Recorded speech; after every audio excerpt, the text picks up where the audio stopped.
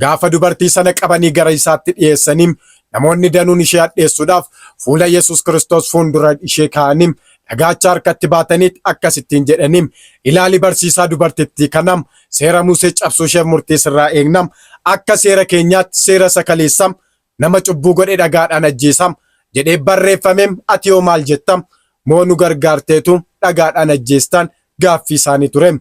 Yesuusis kana hundumaa calliseem harka isaa lafatti diriirsee jecha tokko barreessuu jalqabeem. Isin keessaa qulqulluun dhagicha haa darbatum dhagaasa jalqabaatiin dursa ishee haa rukutuun gaaffii isaa tureem. Isaan hundumtuu wanta inni barreesseem dhiiga isaatiin lafa qulqulleessuu akka dhufeem waan tokkoyyuu san hubanneem.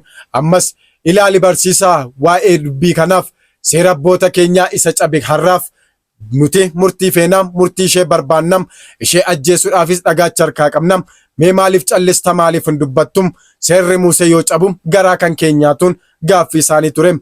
Innis lafaa ol jedheem boquu isaa ol qabeem harka isaa sochoosee isa lafaa kaaseem quba isaa ol qabeem akkas jechaa tureem. Isin keessaa qulqulluun dhagichaa darbatum dhagaasa jalqabaatiin dursa ishee haa rukutum.